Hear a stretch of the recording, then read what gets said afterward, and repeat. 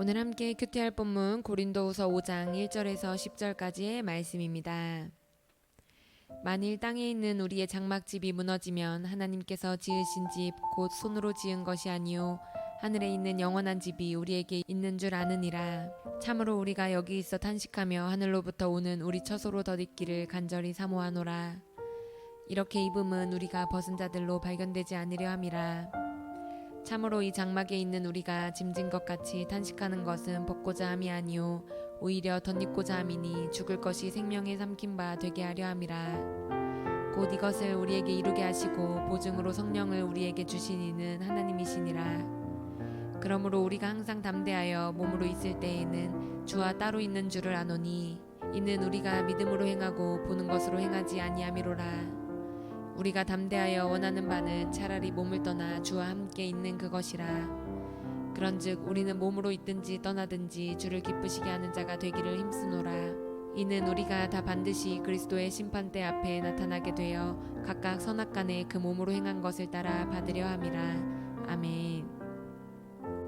바울은 지난 고린도후서 3장과 4절을 통해서 새 언약 일꾼의 특징과 새 언약 일꾼의 올바른 자세에 대해 설명했습니다. 특히 바울은 자신의 경험을 근거로 들어 새 언약의 일꾼은 예수님의 복음을 전하기 위해 반드시 고난을 당한다는 특징을 가지고 있다고 선언했습니다. 즉 새 언약 일꾼의 특징은 고난입니다.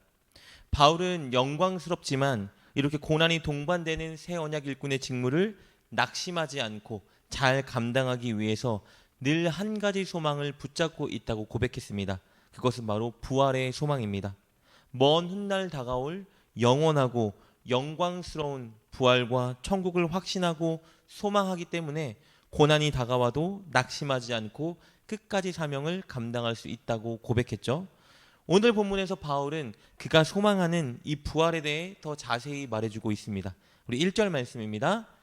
만일 땅에 있는 우리의 장막집이 무너지면 하나님께서 지으신 집 곧 손으로 지은 것이 아니요 하늘에 있는 영원한 집이 우리에게 있는 줄 아느니라.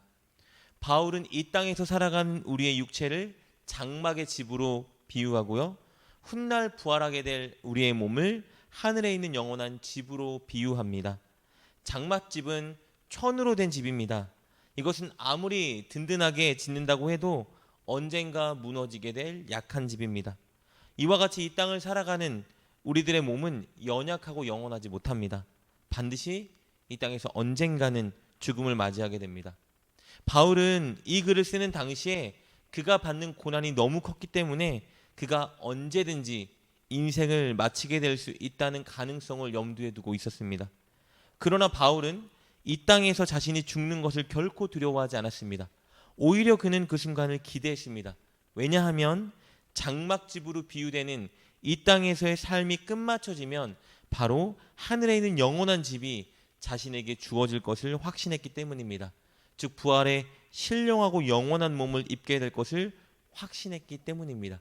이것이 바울이 가지고 있던 소망이었습니다. 바울은 이어서 이 부활에 대해서 두 가지의 다른 비유를 들어 다르게 표현하는데요.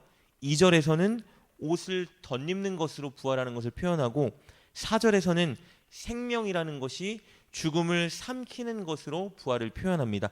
우리 2절과 4절 말씀 보도록 하겠습니다.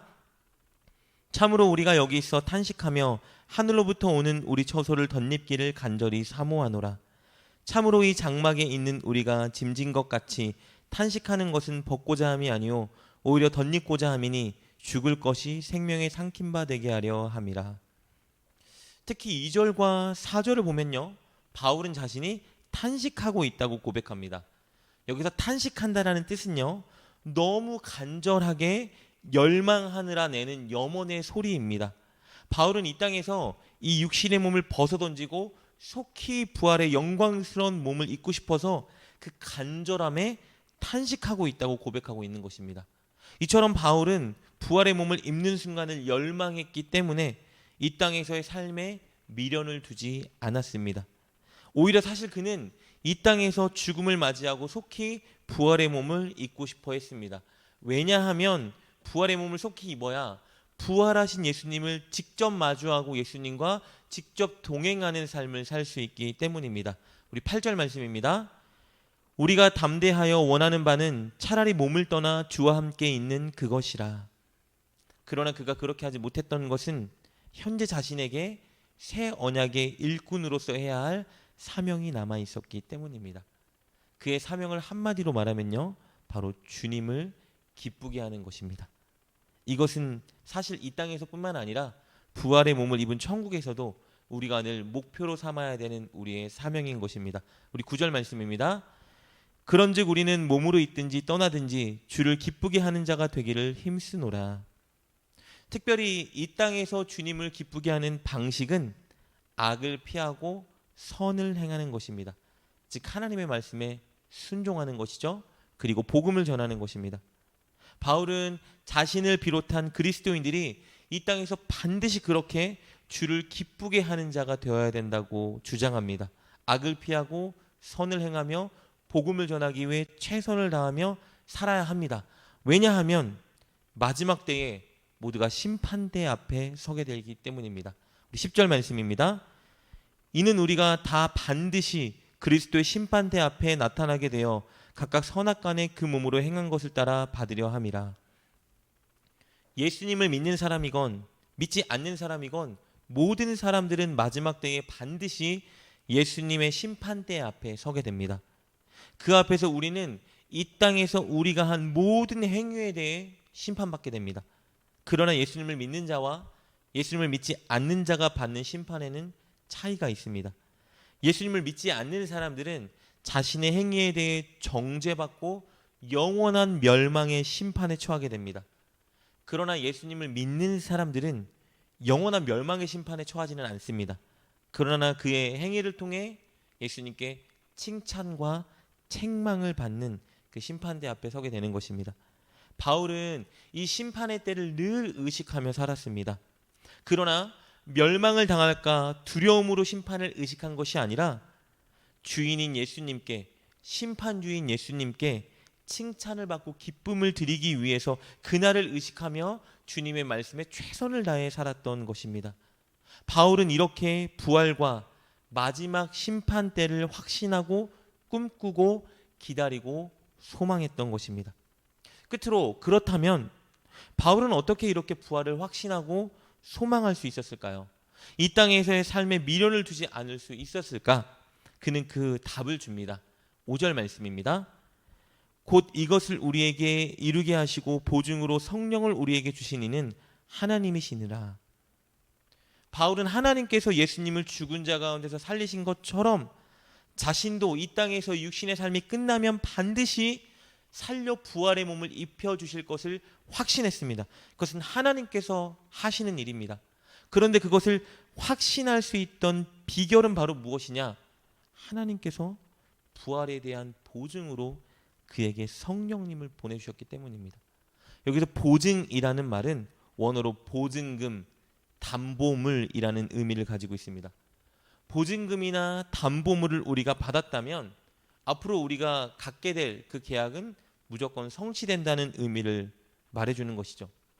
하나님께서 영원하고 영광스러운 부활의 몸을 우리에게 주시겠다는 증거, 우리가 그것을 믿고 확신할 수 있는 근거는 우리에게 보내주신 성령님이라고 바울이 고백하고 있는 것입니다. 성령께서 바울의 마음에 예수 그리스도를 향한 지식과 사랑을 늘 넘치도록 작동시켜 주셨습니다. 그리고 성령님께서 예수님처럼 바울도 신령하고 영원한 부활의 몸을 입을 것이라는 확신과 소망을 이 내면에 계속 작동하게 하신 것입니다. 그래서 바울은 열망하고 사모할 수 있었던 것입니다. 바울은 늘 성령님으로 인해 이 부활에 대해 확신하고 부활을 바라보며 현재의 고난을 견딜 수 있었던 것입니다. 이렇게 오늘 본문에서 바울은 부활에 대해 확신과 열망을 고백했고, 그리고 마지막 때에 그가 서게 될 심판 때에 대해 선언했습니다. 그는 늘 부활과 마지막 심판 때를 생각했고 상상했고 의식하고 확신하며 살았습니다. 우리도 마찬가지입니다. 우리도 반드시 이 두 가지를 의식하고 확신하며 살아야 합니다. 그러나 이 두 가지는 우리의 힘과 의식만으로는 확신할 수 없는 것입니다. 우리 안에 성령님이 역사하셔야 우리가 바울처럼 그 부활과 심판 때를 그리고 상상하고 확신할 수 있는 것입니다.